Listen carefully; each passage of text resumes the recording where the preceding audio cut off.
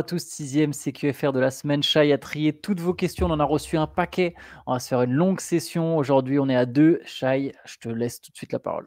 Très bien. Et avant de commencer, Antoine, je voudrais dire qu'Antoine, tu es le plus grand motivateur d'athlètes de haut niveau qui soit. Parce que juste après que Simon Ah Gauzy ait oui. vu notre podcast la semaine dernière et qu'il ait vu qu'on se moquait gentiment du ping-pong, bam, il a battu Félix Lebrun en huitième de finale du WTT de Montpellier. Je vous invite à aller voir le replay ou le résumé parce que c'était spectaculaire. 5-7, il y a encore des points de Barjo et voilà, Simon 17e mondial, Bravo à Simon. champion d'Europe par équipe, justement avec les frères Lebrun, et qui a fait cette perf-là. Peut-être qu'entre-temps, d'ailleurs, il aura passé un tour au moment où on aura vu ce podcast, mais bravo pour cette performance et pour avoir répondu du tac au tac. Chapeau à Simon, bien sûr. Allez, bah, alors, tout en doute, Antoine, il y a quand même pas mal de questions sur Victor Wembanyama hein, et son début de saison et sur les Spurs. On va en prendre quelques-unes. On commence avec une question de Camille. À l'heure actuelle, quel est selon vous le joueur type parfait pour jouer à côté de Wembanyama? Dans le vivier de joueurs de l'équipe de France, qui sera considéré selon vous comme son partenaire lorsque sa carrière sera bien avancée? Ça peut être global, que ce soit au niveau du profil humain ou du joueur. Par exemple, je trouve qu'encore plus que dans le jeu, la personnalité de Boris Diaw matchait très bien pour la vie du groupe avec celle de Parker. Et même question pour les Spurs, quel est selon vous dans les joueurs actuels, s'il est déjà présent, celui qui sera considéré comme le partenaire de Victor quand sa carrière sera bien avancée? J'ai l'impression qu'avec un joueur comme Victor, tu peux mettre n'importe qui autour, en fait, du moment que tu as des joueurs talentueux. Il est tellement fort, il peut tout faire. Donc, tu sais, il y a des joueurs, ils rentrent dans un profil tellement spécifique où tu te dis: «OK, il va falloir qu'à côté, il y ait» par exemple, si tu as un gros scoreur, un arrière genre Donovan Mitchell, tu te dis: «Il faut quand même que l'autre arrière, que ce soit le meneur ou l'arrière, soit capable de bien défendre» et cetera. Tu sais que les mecs comme Yanis, c'est toujours intéressant d'avoir beaucoup de shoot autour. J'ai l'impression qu'avec Victor, ça peut être tout et n'importe quoi. Tu peux le faire jouer avec dans quelle configuration aujourd'hui Victor, il peut pas jouer? Non, c'est sûr. C'est C'est pour ça que, et d'ailleurs, c'est ce que dans la question, il dit bien, il y a aussi le côté humain et Ouais, tu sais comment personnalité. comment ils seront associés parce que je sais pas si dans la vie, Ginobili et Parker ou Duncan et Ginobili, enfin, ils ont certainement des affinités, mais est-ce que c'est forcément le. Alors, c'était un très bon fit basket, mais tu vois, je pense que la question est dans ce sens-là aussi. Quand tout sera fini, à qui on pensera quand on pensera aussi à Victor? Ou est-ce qu'il est tellement fort que ce sera une entité à lui seul et qu'on se dira pas qu'il a été en tandem, tu vois? Ça peut être ça aussi. C'est dur de répondre pour la personnalité, Ouais. tu vois? Parce qu'on sait pas assez. En tout cas, aujourd'hui, dans le jeu, ça a l'air de très bien fitter avec Stephen Castle. Ouais, pour San Antonio, je Heu, suis d'accord, ouais. en théorie, les meneurs, dynamiques comme des Aaron Fox et Dylan Harper, c'est censé bien marcher avec Victor Wembanyama. Heu C'est c'est tellement vaste. En fait, c'est vraiment pas pour ne pas répondre à la question. Je pense que c'est Mhm. c'est une question intéressante. Ouais. J'ai juste l'impression qu'en termes de basket, il y a énormément de profils qui marchent avec lui. Je dirais qu'un peu tous les joueurs qui marchent avec Yanis vont marcher avec Wembanyama et les joueurs qui marchent avec Kevin Durant vont marcher avec Ouais. Wembanyama. Voilà, c'est pas pour dire que Wembanyama est un mix des 2. J'irai pas jusque-là, mais c'est peut-être un hybride de Kevin Durant et d'Giannis Antetokounmpo. Donc, ouais, il y a un panel et sur la personnalité, c'est pas toujours des gens similaires au final qui Mhm. s'entendent très bien, donc Ouais. tu peux avoir un gars à l'opposé. Et pour l'équipe de France, même j'essaie de réfléchir, tu vois, même avec les talents qui arrivent, tu vois, entre Alexa, Rizaché, est-ce qu'on se dira, ouais, on a eu ces deux-là, Bah donc ça allait, tu vois. moi j'ai très hâte de voir les 3 ensemble dans un front de Ouais, court, FIBA quoi. Vraiment si tu dois aller parce qu'en plus pour le coup, les 3 sont quand même plutôt des bons shooters. Alors il y en a aucun qui est un shooter d'élite, mais Zach est quand même censé être un bon shooter, Wembanyama est un bon shooter et Alex Sarr aussi montre des choses à 3 points. Donc ça tu as ces 3 là, très longs, très ouais. grands, des bras tentaculaires et de la mobilité et en plus ils sont capables de shooter donc tu as pas un spacing absolument dégueulasse. J'ai très hâte de voir ces 3 joueurs ensemble en équipe de France, quand ils seront chacun au sommet de leur Mm. qualité technique, physique, en termes d'expérience et cetera. Là, pour le coup, le fit, je le trouve assez, très intéressant, On, quoi. on sait qu'humainement, ils s'entendent, bah, parce qu'ils ont joué un peu ensemble avant, mais avec Bilal Koulibaly, par exemple, on sait que ça fit plutôt On peut bien. rajouter Bilal, Ouais, aussi, qui est dans le même moule de ces joueurs grands, bras ouais. longs et cetera. Ouais, mais bon, ouais, tout peut. Bon, après, la vraie réponse, tu la connais, Antoine. Tu sais que dans 30 ans, on se dira, il y avait la raquette Moussa Diabaté, Victor Wembanyama, et c'est avec ça qu'on a battu les Américains au JO. Ça marcherait très bien aussi, Ça hein, cela marcherait dit, très hein. bien. Victor peut vraiment aller avec tous les profils, je trouve. J'exagère évidemment. Et on passe à la question suivante, question de Kevin. Jackson Hayes a déclaré vouloir demander la nationalité slovène pour évoluer aux côtés de son coéquipier aux Lakers, Luka Doncic. Imaginons qu'un joueur de l'effectif actuel des Spurs veuille en faire de même pour jouer l'été avec Wembanyama. Vers qui irait votre préférence sur la complémentarité avec le reste de l'effectif et le potentiel pour de nombreuses années? Lui, il pense par exemple à Dylan Harper, ce qui naturaliserait bien. Je pense à Harper est un bon choix aussi, mais Stephen Castle aussi. Je Ouais. pense que ce serait absolument monstrueux et je rejoins sur la question d'avant avec l'alchimie naissante entre Wembanyama et Castle, plus le fait que Castle est suffisamment complet et je pense que ses qualités athlétiques en FIBA ça serait monstrueux. Après Dylan Harper, ça peut être une bonne réponse. Je pense que Dylan Harper, on n'a pas encore tout vu, c'est que c'est vraiment que le début chez Dylan Harper. Peut-être que dans 6 mois, je te réponds Dylan Harper tout de suite, sans même hésiter, mais voilà, Dylan Harper, il est encore rookie, quoi. On est d'accord sur un Faut arrière, même a priori, de toute façon. D'accord, si on oui, peut oui, naturaliser je un pense. meneur ou un arrière, on n'est Ouais, pas bien mécontent, sûr. quoi. Pour Jackson Hayes, au passage, je sais pas si tu as vu, mais c'est les parents de Luka Doncic qui ont directement fait ça avec les parents de Jackson Hayes. C'est même pas Jackson Ah, Hayes, ils c'est un sont mariage oh, arrangé à l'ancienne. c'est par les parents, qui ont dit: «Ah bah tiens», ils ont dû se parler, je sais pas et puis le père a dû dire, à l'autre père ou à l'autre mère, «Ah bah tiens, il jouera pas avec les États-Unis, qu'il vienne jouer avec nous», tu vois? Ah, ça fait Mais vraiment mariage arrangé, genre ils ont appris ouais. ensemble qu'ils allaient devoir s'unir en équipe Mmh. nationale et pas dans la vie, hein, mais ouais, c'est intéressant. Et ouais, non, bah, pour le joueur à naturaliser chez les Spurs, ouais, ça pourrait être un shooter type Devin Vassell aussi, des mecs qui vont te. Après, Vassell, il a déjà joué avec Team USA, il a déjà été remplaçant sur une compète, non? J'ai un doute. C'est Keldon Johnson qui a joué avec Team Ouais, il y a USA. Keldon, Keldon Johnson, peut-être c'est pas Vassell Vassell. aussi à la coupe du monde, Je me rappelle peut-être, hein, plus. aux Non, je crois Philippines, que je t'as me raison, souviens c'est plus. Keldon Johnson, je Mais crois. c'est Keldon Ouais. Johnson, il est même champion olympique. Ah ouais, donc bah peut-être, sinon Vassell, voilà. Vassell, ça peut être marrant aussi. Question suivante. Question de Castellar, qui a deux questions concernant les Spurs justement et leur avenir. On parlait de Dylan Harper. Le niveau de Dylan Harper va-t-il pousser les Spurs à trader Fox à la deadline ou à l'intersaison 2026? Et à l'intersaison 2026, justement, Victor entrera dans sa dernière année sous contrat rookie. Castle aura encore 2 ans sous contrat rookie et Dylan Harper 3. Les Spurs ne sont-ils pas presque obligés de faire un énorme move à l'intersaison pour maximiser tous ces contrats rookies et en profiter pour jouer le titre? Non, je pense pas que les Spurs vont trade, De'Aaron Fox, moi j'étais T'étais contre. pas contre, ouais, T'étais c'est un pas peu emballé, quoi. exagéré T'es pas contre, mais hyper j'étais pas emballé. emballé par ce trade, en Ouais. fait et je savais même pas encore qu'il y aurait potentiellement Dylan Harper dans le mix parce qu'on savait pas que les Spurs allaient piocher en 2, mais j'étais pas si emballé que ça par ce trade, hem et aujourd'hui, c'est marrant, avant même que Fox ait repris, on peut comprendre pourquoi il y avait pas nécessairement un grand emballement de certains, dont Mmh. moi, sur ce trade. Maintenant, je pense quand même que Fox, il est plus fort que Dylan Harper, Oui. hein. Il y a pas photo, Dylan Harper, c'est encore un rookie.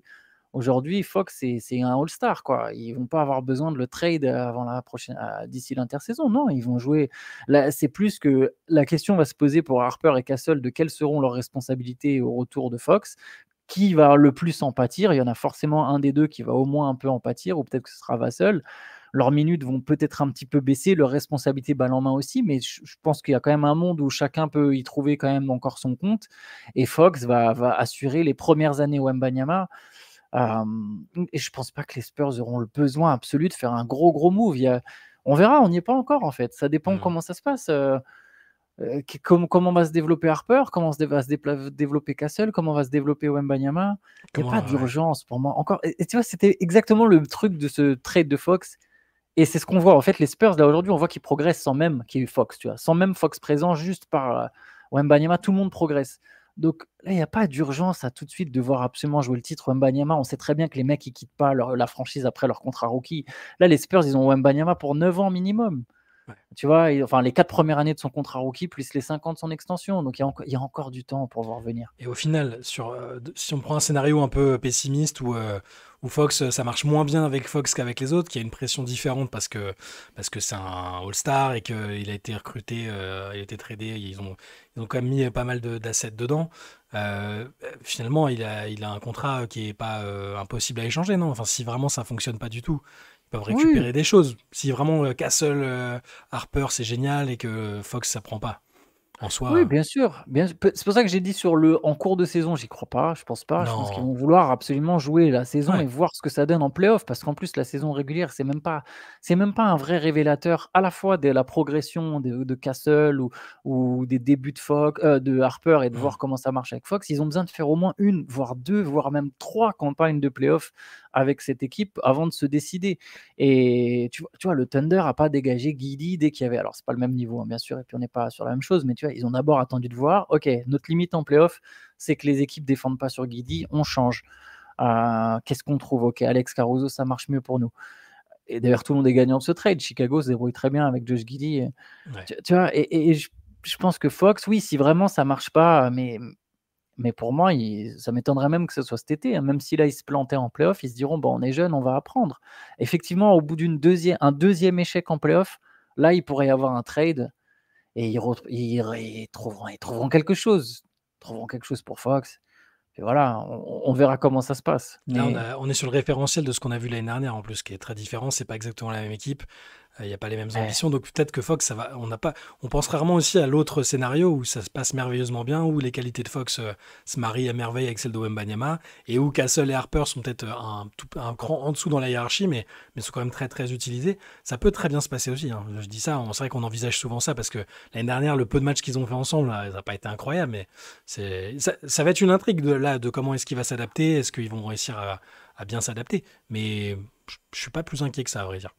moi non plus et je pense en fait que Fox, c'est effectivement et c'est pour ça que je n'étais pas non plus vraiment contre le trade, c'est que c'est le gars qui va accélérer quand même un petit peu ton processus. Fox, c'est le joueur avec qui les Spurs peuvent gagner 50 matchs par saison, ce qui est aujourd'hui pas complètement le cas, je pense, même s'il y a beaucoup de gens en commentaire qui nous rappellent: «Allez, plus que 46, plus que Ouais. 45», j'ai vu ça passer, je suis pas sûr que là, sans Fox, cette équipe, elle gagne complètement 50 matchs, mais elle doit en être vraiment pas loin à mon avis, mais avec Fox, voilà, tu gagnes sur 2, 3 saisons 50 matchs et Fox a ses limites et peut-être que les limites de Fox, on les verra, je sais pas, en demi-finale de conférence, en finale de conférence dans 2, 3 ans et peut-être que c'est le moment où les Harper, Castle seront prêts à assumer plus Mhm. de responsabilités et où les Spurs se diront: «OK, on a fait une première étape avec Fox. Là, maintenant, on a besoin d'autre chose. On va l'envoyer vers une autre équipe et nous, on va récupérer autre chose» et peut-être que c'est plus comme ça que je le vois, moi. Mais je pense aussi comme toi, du coup, que ça va plutôt bien se passer. Ouais, je pense, hein. En tout cas, voilà, je veux dire, ils ont tellement bien marché que. Alors, il y a une petite pression sur Fox pour pas être le gars qui fait dérailler la machine, mais vaut mieux arriver à 5-0, 6-0. Je ne sais pas quand il est censé reprendre, mais vaut mieux arriver quand l'équipe a un bilan positif et tourne bien que enfin, t'es attendu comme le sauveur et t'es pas prêt physiquement, t'es pas encore. Là, je pense que c'est finalement une bonne situation pour lui quand même. On verra quand il reviendra. Des fois, je me demande si c'est pas Vassell qui va le plus pâtir du Hmm. retour de Fox. Parce qu'en fait, aujourd'hui, dans le 5, Vassell, il a beaucoup de ballons en isolation. C'est des possessions qui, je pense, vont beaucoup revenir à Fox. Castle, il peut jouer dans plein de rôles différents. Et je pense que Castle, il va même rester titulaire. C'est peut-être Vassell qui va sortir du banc. Et quand tu sors du banc, après, tu as une doublette Harper-Vassell. C'est juste un peu dommage pour Harper. Tu vois, par exemple, si on est toujours sur ce fameux débat sur le deuxième, troisième pick, je pense qu'Harper, ça va prendre plus de temps avant de montrer qu'il est un All-Star. Sauf si vraiment il progresse très vite. Mais lui, il aura toujours le plafond de je peux pas jouer 40 minutes par match parce qu'il y Hmm. a, il y a des Aaron Fox. Tu vois, là où les edge cons, même Ace Bailey, qu'il faut pas enterrer, les mecs comme ça qui sont draftés un peu derrière, Ils auront eux le temps de pourront jeu plus vite. normalement, ouais. Voilà, ils auront plus vite l'opportunité de jouer les 35 minutes par match. Harper, il y aura un peu ça, mais bon, il peut apprendre dans l'ombre et après. Et puis il va savoir s'il progresse très très vite, Harper. Peut-être que ça changera la donne et que les Spurs diront c'est peut-être qu'on transfère Vassell et on joue avec Fox, Harper et Castle, tu vois? En tout cas, C'est Harper, aussi c'est aussi un truc possible, hein. ouais, en tout cas, Harper sur lesquels j'étais sceptique, enfin, parce que enfin, je demandais à voir pour l'instant sur l'échantillon petit, mais je suis assez impressionné par ce qu'il arrive à faire du temps de jeu qu'il a, des opportunités qu'il a. Il y a beaucoup de maturité, ils l'ont pas pris au hasard et peut-être pas juste sur le talent supposé. Il y a quand même une maturité chez le garçon dans le jeu, en tout cas, pour l'instant, j'aime beaucoup. Et dernier petit point Mhm. sur cette doublette triplette, Castle et Harper sont chacun plus grands que Donovan Mitchell et Darius Garland Ouais. en taille. Non, mais déjà, c'est important en fait, parce que tu peux les faire jouer avec Fox. C'est pas le truc le plus optimal, les trois ensemble, Ouais. mais c'est possible, quoi. C'est pas un truc qui serait délirant dans cette NBA-là, de se dire que les trois ils jouent ensemble dans un majeur. Je pense pas que c'est nécessairement ce qui va arriver, mais c'est pas impossible. On passe à une question un peu longue de Jean qui détaille sa pensée. Ma question porte sur les stats et les contres au regard particulièrement de Victor Wembanyama qui, à l'heure où j'écris, comptabilise 89 matchs avec au moins un contre. 89 matchs de suite, du coup. 90, c'est 90. passé à 90 du coup. Voilà, depuis que Ouais, Jean nous a depuis envoyé la la question. question. Il est donc à 55 longueurs du record du Wing si mes sources non vérifiées sont bonnes. Apparemment, selon les mêmes sources, un journaliste a émis l'intérêt de compter dans les stats les drives avortés provoqués par une défense très dissuasive, comme on le voit souvent avec Victor. Selon vous, quelle est la pertinence de cette proposition? Compter un drive avorté ne pourrait-il pas être une espèce de procès d'intention au bénéfice du défenseur? Je me fais l'avocat du diable. À partir de quel moment un drive avorté en serait véritablement un, ou bien une feinte pour attirer un défenseur vers soi? J'ai l'impression qu'on veut toujours traduire absolument tout en chiffres, même si évidemment c'est super intéressant à observer, sans être forcément quantifiable. J'aimerais avoir votre avis sur la question. Et il nous précise à la fin, merci également pour tout ce que vous faites. Je ne sais pas si je dois vraiment vous remercier, car je suis devenu trop exigeant sur les podcasts d'autres sports que je suis, notamment le tennis, où personne ne vous arrive à l'orteil. J'invite donc les internautes à me désavouer en commentaire. Si vous avez un bon podcast, Ouais, bon podcast tennis, voilà. entièrement d'accord à 1000% avec Jean. À un moment, ça va. Un contre, c'est un contre. Un drive avorté, c'est autre chose. Il y a d'autres stats avancées. Les franchises ont accès à ce genre de trucs. En plus, ça veut dire quoi? Si un mec, il est en train de driver, puis il sent qu'il glisse et il préfère, tu vois, juste ne pas shooter, enfin, puis ça peut entraîner tellement de dérives. Tu vas avoir des mecs qui se retrouvent avec 8 contre parce que dans la manière de comptabiliser dans certaines À la franchises, table de marque, ça va carotter. Ouais. attends, déjà que c'est compliqué. Non, un contre, c'est un contre et point. Et puis voilà. Et puis si tu suis le basket, vraiment, tu sais quels sont les joueurs qui créent de la dissuasion défensive, notamment Rudy Gobert. S'il a chopé des contrats, c'est parce qu'à un moment, il y a quand même des coachs et des dirigeants qui regardent beaucoup de matchs et qui ont bien vu que Rudy Gobert, c'est une menace défensive de premier plan. Donc, pas besoin de rajouter une stat, je dirais. Mais c'est vrai, ce que d'autres gens aussi qu'il a mis en remarque, c'est que les autres qui sont dans ce classement-là, là, des contres consécutifs, enfin des contres sur le plus grand nombre de matchs consécutifs, ils sont tous à peu près de la même génération, la génération Ewing et tout ça, parce que le basket se jouait quand même vachement plus à l'intérieur à l'époque. C'est intéressant de voir que Victor est en train de se mettre avec ces gars-là, alors que c'est 30, 40 ans après. C'est un joueur moderne, mais qui est en train de conquérir ou reconquérir des classements qui sont assez anciens. En salle, tu sais, les comparaisons sur les stats et les records à la Chamberlain, il y a une petite pertinence là-dessus. En ça, c'est un ovni aussi quand même. Tu vois, il est en train on dit toujours, bon, bah, dans tous les records, il y a du Chamberlain, et quand tu es cité avec Chamberlain, c'est qu'a priori, c'est pas trop mal ce que tu fais. Peut-être que dans 50 ans, on dira, bah, si t'es dans les mêmes eaux que Wembanyama, c'est que c'est pas trop mal. C'est clair. Question d'Erwan. Une semaine après le début de la saison, je vous propose des start bench cut de conclusion hâtive, à classer de la plus certaine selon vous à la plus aléatoire. Ah, j'aime bien ça. Pour commencer, en excluant les blessures lors des trophées de fin d'année. Donc à chaque fois, tu me dis quel est le plus probable. Plus probable, c'est start. Deuxième plus probable, bench, et moins probable, cut. Ok. Wembanyama va battre le record de Ben Wallace pour le DPOY avec plus de 116 premières places sur 120 votants. Wembanyama sera top 3 MVP. Il n'y aura aucun Américain dans la All-NBA First Team. Ouah, c'est dur. Alors, je dirais le plus probable, c'est Wembanyama pour le DPOY. Je pense qu'il va être élu à l'unanimité. Ça va être un raz-de-marée, c'est sûr. Je pense qu'il va être élu à l'unanimité. Ouais. Bench, je vais dire le top 3 MVP. Ouais. Et cut, je vais cut que des non-américains dans le premier 5. Oh non. Et qui, parce que là, attends. Non, c'est trop plausible. C'est une saison où il n'y a pas Tatum, il n'y a pas. Ouais. Parce que ça peut être du Luka chez Giannis, Wembanyama et Jokic. Je sens gros comme une maison. Ça va être ça le top 5 MVP. Je le mettrais en bench, moi, ouais. Et je mettrais plutôt top 3 MVP. Parce que si les Spurs rentrent un peu dans le rang, pareil, on peut finir 4e, genre derrière, tu vois. Mais bon. Non, mais t'as raison. En plus, non, mais attends, il y a des ovnis. T'as tout à fait raison. Je te rejoins. C'est bench, c'est la All NBA Team sans américain. Et cut, c'est Wembanyama qui sera peut-être 4e ou 5e plutôt du MVP, je dirais. Je serais presque curieux de voir à qui iront les 4 voix restantes s'il bat le record enfin, les 3, du coup, s'il bat le record de Ben Wallace pour l'unanimité. Je pense qu'il sera à 120, il aura les 120 premières places. Ouais. Ou 118 ou 119. Ouais. Ensuite, autre start bench cut parmi les conclusions positives. La cuvée de rookie 2025 sera la plus dense depuis celle de 2003. Le basket se joue à 5 contre 5 et à la fin, c'est le Thunder qui gagne. Donc en gros, le Thunder va être champion. ou San Antonio sur l'équipe qui améliorera le plus son bilan en saison régulière par rapport à la saison dernière. Ça, je crois que c'est pas compliqué. Ça devrait pas Attends, être je trop regarde juste compliqué. combien. Donc ça, c'est le start. Ouais, Parce que je pense qu'ils vont faire plus 25 ou un truc comme ouais. ça. Ah non, ils étaient à 34. Oh, my bad, my bad. Bah, s'ils font 45 victoires, faut regarder s'il y a une autre équipe qui est attendue beaucoup plus forte que l'année dernière. Est-ce qu'il y en a tant que ça? Qui part de très très bas Bah, à l'Est, Ils gagnent combien les Sixers l'an dernier?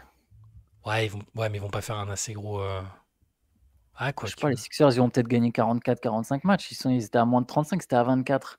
Ils ont Ah, gagné que peut-être 24. Philly. Ils ont gagné que 24 Ouais, matchs l'année dernière. bah ouais, ils gagnent que Ah 24 ouais, matchs donc l'an ça. dernier. Ça peut être Philly. Je vais faire le pari que ça sera pas les Spurs, moi. Ok. Mais c'est pas simple. Donc pas en start, enfin peut-être pas en start. Sinon, tu as le Thunder champion en gros et la QV 2025 qui est la plus dense depuis 2003. Après ça, est-ce qu'on peut vraiment le dire à la fin d'une saison? Je suis pas sûr. Ouais, moi non plus, je Ça, suis je vais pas le sûr, mettre hein. tout à la fin parce que je réserve, mais on peut se dire elle est sacrément forte. Mais là, j'entends déjà des gens dire la 2026, elle est incroyable, le top 5 est énormissime, on n'a pas vu ça depuis. Donc celle-là, moi, je vais la mettre à la fin par souci de précaution. Et je mettrai, moi perso, je mets start le Thunder champion parce que c'est ce que j'ai mis dans mes pronostics de début de saison. Et pas seulement parce qu'ils sont à 6-0. Et San Antonio a quand même de bonnes chances d'être l'une des équipes qui améliore le plus. Hein. Donc start OKC champion, bench San Antonio qui améliore et je cut la QV 2025. Je vais faire pareil que toi. Ouais, Je vais faire pareil que ça toi. me semble assez prudent. Parmi les conclusions négatives, la sélection All-Star Game avec seulement 8 joueurs internationaux sera la plus injuste de l'histoire. La saison sophomore de la QV Rookie 2024, donc la précédente, non, 2024, oui, pas celle de cette année, mais celle de l'année d'avant, sera historiquement faible. Et Ouais. enfin, Orlando sera la plus grande déception de la saison régulière.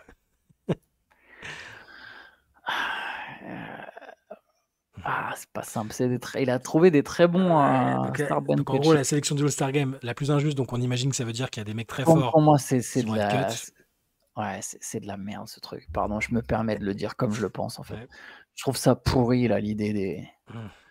Il y a des trucs sur lesquels j'ai du mal et ça là le. En gros, c'est très probable que des joueurs Par contre, très forts se fassent snobber, en gros, j'imagine. il y a des bons sophomores quand même. Ouais. Mais il n'y a pas non plus des sophomores incroyables, mais tu vois, il y a Castle, il y a Kishon George, il y a Alexar, il y a Zachary Zaché, il y a AJ Mitchell qui est monté vachement en puissance, il y a Ouais. Matas Buzelis, il y a Tristan da Silva, Du coup, moi, je Donovan suis Klingan, Rich Shepard. pas trop d'accord avec le présupposé parce que tous les joueurs que tu as cités là, ils m'ont l'air d'être quasiment tous en progression.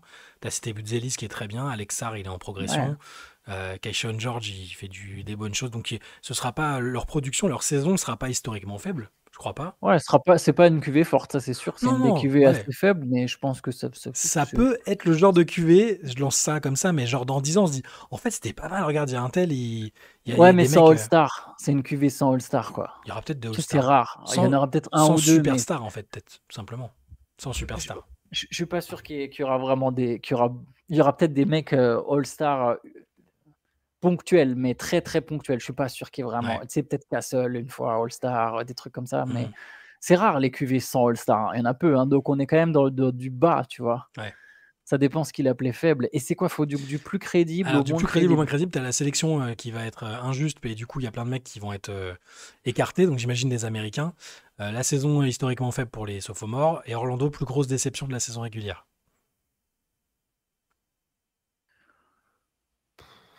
C'est pas simple, hein. C'est vraiment pas simple. Moi, je vais juste pas, je starte pas Orlando parce que je veux pas aller dans ce. J'arrête pas de dire à mes potes qui suivent le Magic, arrêtez de vous alarmer, c'est le début de la saison, donc je vais pas le mettre en start. Et puis en plus, Atlanta pourrait être une déception encore plus grande au final. Je sais pas trop qui va être la plus grande déception là entre Orlando, entre Atlanta. Ça peut être plein d'équipes. Et après, je pense que le plus probable, peut-être que il y a peut-être des Américains qui vont sauter, donc je vais dire que ce sera considéré peut-être comme injuste. Déjà que tous les ans, avant ce format-là, il y en avait qui disaient ouais, un tel il aurait dû être appelé, c'est un, comment on appelle ça? C'est pas les busts, voilà, j'ai perdu le terme. C'est un snub, le terme US.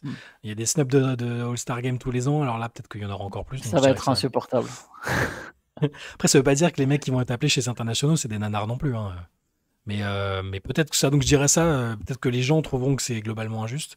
Et après, peut-être Orlando, allez, je vais mettre Orlando en bench, allez, parce que c'est possible que ce soit un peu moins bon que ce qui était attendu. Même moi, je les ai mis dans mes pronostics de début de saison, j'ai forcé un peu le trait, je les ai mis en finale NBA. Voilà. Toi, t'avais dit Desmond Bain All-Star. Oui, tout à fait. Mais On c'est le t'oubliera début. pas. C'est mal Mais barré, personne va Desmond, te mais toucher, Shai. personne n'a touché, ça va. Et je pense vraiment pas qu'elle sera historiquement faible la saison sauf aux morts. La QV peut-être selon certains critères. Je pense pas que la saison de Sarr, Rizaché machin sera historiquement faible en tout cas. On va pas se dire oh là là c'était une cata, voilà. Mais bon. Ouais, je me souviens plus assez des saisons sophomores de Oui, certaines QV, c'est pas ça. très, mais un peu comme toi. Peut-être j'aurais pu échanger Orlando Hmm. et les sophomores, mais je vais dans ton sens. De toute façon, c'est un peu, elle est très dure celle-là. Elle C'est est pas signe que simple, c'est un ouais. très bon C'est vrai. Star Cut, mais Ouais. est très difficile. On passe à une question de Paul. Une question pour vous. Je remarque que le plus souvent, la superstar d'une équipe part souffler sur le banc à cheval entre la fin d'un carton et le début du carton suivant.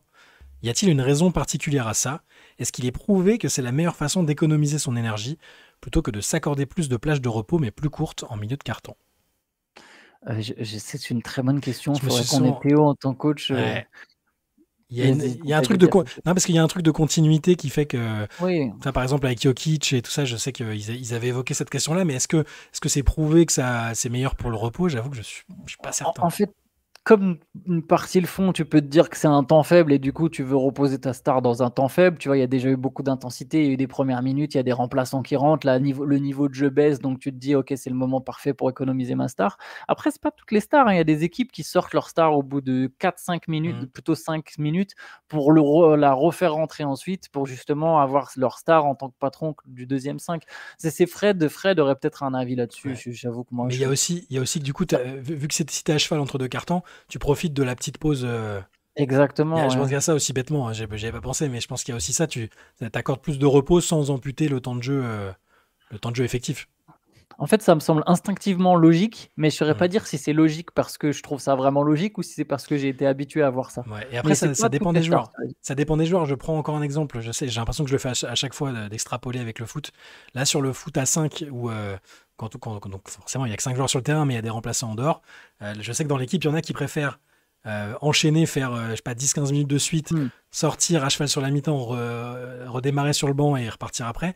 Et d'autres qui aiment bien faire une pause en plein milieu et faire deux plages séparées. Tu vois. Enfin, ça dépend des gens. Il y en a qui réagissent aussi moins bien au fait de s'arrêter, simplement de Ouais, couper l'effort.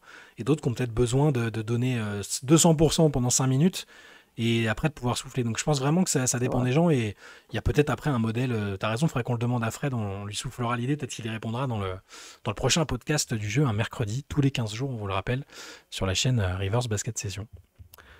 Question de Stampede de Mézeria dans l'Ain, pas très loin de Bourg-en-Bresse, si je ne dis pas de bêtises. Pendant que notre victoire nationale est en train de révolutionner le basket, je me suis moi-même penché sur un mini-problème qui n'en est peut-être même pas un pour beaucoup. Mais voilà, souvent je trouve qu'une bonne partie des premiers tours de playoff ne sont pas assez intéressants à voir du fait de l'écart de niveau. Ça concerne surtout les matchs 1 contre 8 et 2 contre 7. Du coup, après réflexion, je me suis dit qu'on pouvait faire mieux, peu importe le tournoi. Je propose donc 1 contre 5, 2 contre 6, 3 contre 7 et 4 contre 8. Et au second tour, en partant sur des victoires logiques, on aurait 1 contre 3, 2 contre 4 et en finale de conf 1 contre 2. Bon, vu que je dois pas être le premier à avoir pensé à ça et qu'à ma connaissance aucun sport ne le pratique, j'imagine qu'il y a de bonnes raisons pour ne pas le faire et que celle-ci m'échappe. C'est peut-être simplement pour des raisons de continuité, mais en y réfléchissant bien, ça ne chamboulait pas tant que ça les narratives et autres comparaisons de Cinderella Stories, passées et futures selon moi. Qu'en pensez-vous la team? Entre parenthèses, Antoine, ne sois pas trop dur. Et il a mis en PS, en me relisant, c'était la voix de Shai que j'entendais intérieurement lire la question, et ça c'est fort. Ouais, non, je vais pas être trop dur, mais effectivement, j'aime pas trop l'idée parce que dans ce cas-là, tu as vachement intérêt à terminer 4, quoi. Oui. Tu vois, tu même à l'Ouest, le cinquième à l'Ouest, c'est déjà une équipe monstrueuse, quoi. Donc si c'était 1 contre 5, Attends, je relis le truc. Oui, 1 tu vois, contre 5, 2 contre 6, Tu 3 vois contre tu 7, 4 vois, contre 8. l'idée, c'est quand même de se dire que les têtes de série ont justement un premier tour un peu plus abordable, Hmm. sachant que c'est même pas toujours vrai dans les faits, tu vois? L'an dernier, c'est quoi? C'est les Knicks 2e à l'Est? Ou non, c'est Boston, Il y a les pardon, c'est Cavs Boston. Non, et c'est Boston. Les Knicks sont troisième, mais tu vois, le ouais. 3-6, bon, c'était pas dans le 1-8. Oui, peut-être qu'on a. Et tu vois, pareil, si je prends l'exemple de la conférence Ouest, le huitième peut être une équipe solide. Memphis s'est craché en fin de saison de manière incompréhensible avec le renvoi du coach, etc. Mais à la base, c'était quand même une équipe de qualité. C'est une équipe qui a Ouais. gagné 48 matchs. Tu vois, il y avait, ou je crois qu'ils sont à 48 ou 46, je sais plus, mais ils ont gagné pas mal de matchs. Il y a quand même des équipes fortes et tu peux avoir des duels 1-8 intéressants. On a déjà vu des huitièmes sortir des premiers, on a déjà vu des septièmes sortir des deuxièmes, ça arrive. Rien qu'il n'y a pas si longtemps, les Lakers avaient fait finale de conf en étant septième, Miami faisait finale NBA en étant septième ou huitième. Donc bon, non, je suis pas pour. Je suis pas pour. Il y a des classements sur la saison régulière, ça sert à ça. Ouais, non mais c'est ça. Après, je pense qu'on s'est tous déjà dit, parfois le premier tour c'est un peu long, t'as le premier qui atomise le huitième 4-0. Alors le système, il est peut-être plus fun à court terme, mais après la NBA, elle veut récompenser la saison régulière. Si le premier tape direct le cinquième, pourquoi tu te bats pour finir en tête, tu vois, Bah, c'est ça. Le classement sera faussé. Et en plus, le premier tour des playoffs, déjà, c'est plusieurs séries en même temps. Hmm. Donc, il n'y a pas un match un soir. Quand il y a un seul match un soir, c'est quand justement on est sur des game sets, donc on est sur des séries serrées. Donc, au premier tour des playoffs, s'il y a vraiment une série déséquilibrée, c'est celle qui se termine vite. Et par définition, il y a toutes les autres derrière. Donc, si on n'avait que des séries déséquilibrées ou vraiment très déséquilibrées, je suis d'accord. Mais c'est pas le cas. Regarde, si on réfléchit encore à l'an dernier, on a eu une série incroyable au premier tour entre les Nuggets et les Clippers. C'est l'une des plus belles séries des playoffs. Ouais. Et elle est au premier tour, dès le Hmm. premier tour. C'est quand même chaque année, on a des très belles séries dès le début des playoffs et on n'a pas besoin d'attendre les demi-finales de conférence. Après, oui, le Thunder Grizzlies, bah, c'est pas une série très intéressante à regarder. Bah, voilà. Ça peut dépendre des années, hein. Ouais. Mais puis par contre, de temps en temps, t'as une série légendaire où lui va taper le 1, alors ça arrive quasiment jamais, mais et là tu rentres dans l'histoire là. L'une des plus belles séries que j'ai vues de toute ma vie, c'est Chicago-Boston en 2009 ou Superbe série. 2008, Ouais, 2009, et c'est une série du premier tour. Et elle ouais, est exceptionnelle. ouais, non, superbe série. Donc oui, donc ton idée a du sens sur le plan du divertissement certainement, hein, mais ça casse un peu la logique de la ligue en fait. Donc je pense pas que ce sera adopté. C'est peut-être aussi pour ça que c'est pas adopté. Et puis déjà que les sports US, la NBA en fait partie, et sont plutôt frileux à l'idée de changer de format. Quand même les mêmes formats très souvent depuis très longtemps. Je pense pas que ça évoluera là-dessus. Et sinon moi aussi quand je lis les questions, j'entends ma propre voix. Donc je te comprends. Euh, Question d'Antoine ensuite, un autre Antoine. Je vous suis depuis peu et j'aime beaucoup votre format. Une question me taraude depuis très longtemps. Avec les différents aprons et la pression mise sur les franchises pour ne pas dépasser les 10 aprons, y a-t-il des stars qui refusent des contrats max? Je suis extrêmement surpris de voir que cette question ne vient jamais sur la table. L'objectif de ces immenses champions est de gagner des bagues, mais j'ai l'impression que tout le monde court pour les contrats max. Je trouve ça complètement paradoxal. J'ai souvenir de Kevin Garnett qui avait diminué son salaire à Minnesota pour s'entourer mieux. Mais depuis, voilà, il se pose la question, est-ce Bah, qu'il y en a qui refusent littéralement des contrats max? non, il y en a qui négocient. Il y a Jalen Brunson qui a pris moins que le max, mais maintenant, tout le monde a le doute de savoir à quel point il est payé ailleurs ou non. Ouais, Le but, c'est pas de gagner des titres, hein. Je veux dire, oui, oui, bien sûr, mais c'est leur vie, en fait.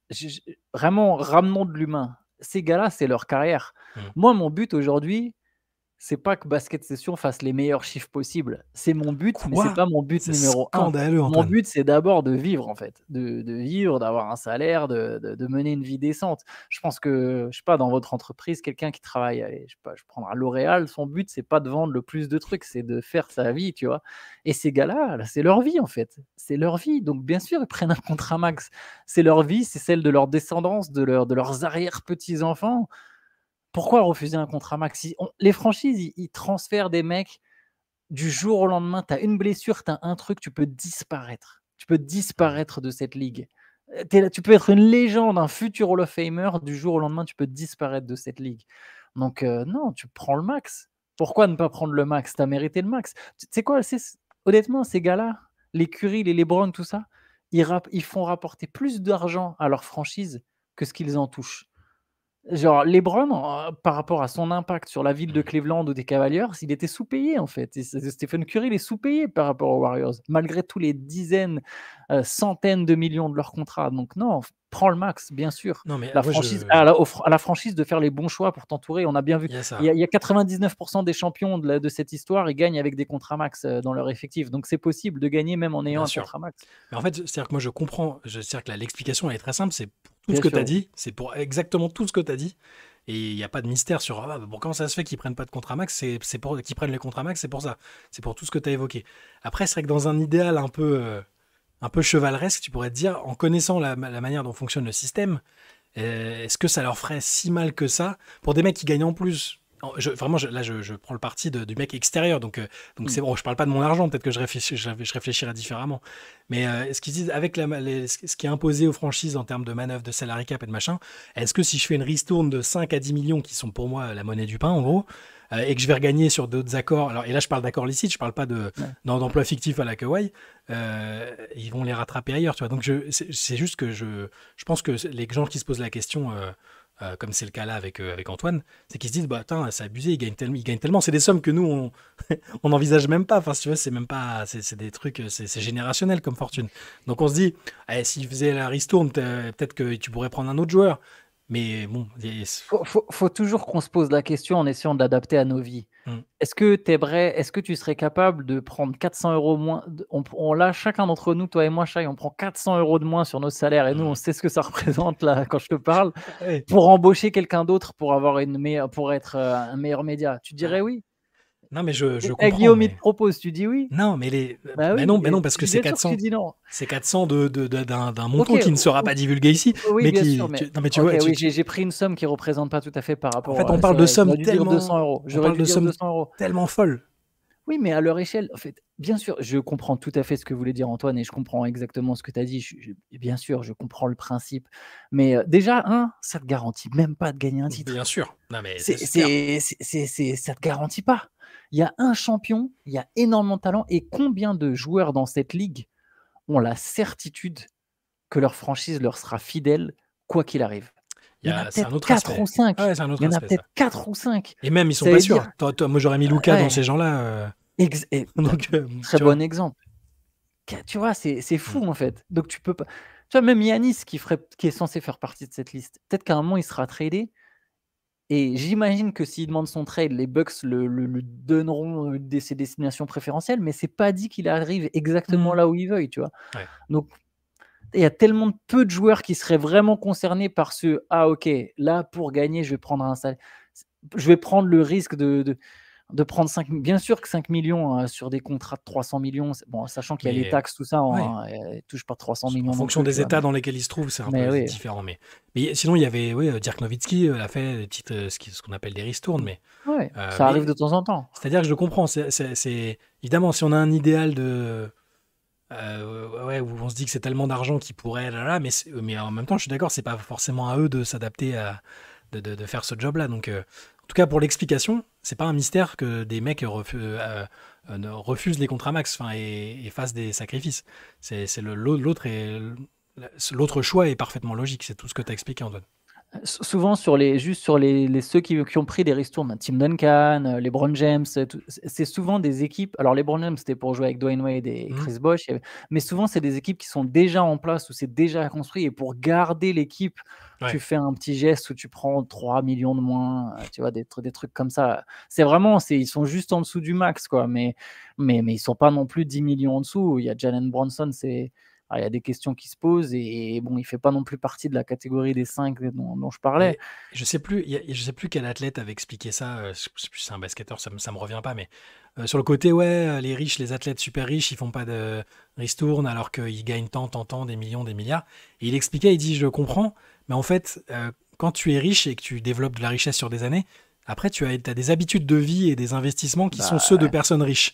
Et donc, des loyers, des emprunts, des trucs, je sais pas, des achats du quotidien, et le fait d'entretenir aussi d'autres gens qui font que quand tu redescends de façon assez nette et spectaculaire, Ça te met dans le bourbier, en fait. Alors, ça peut paraître, ça peut faire un peu pleureuse de dire, pleureuse, c'est pas le bon terme.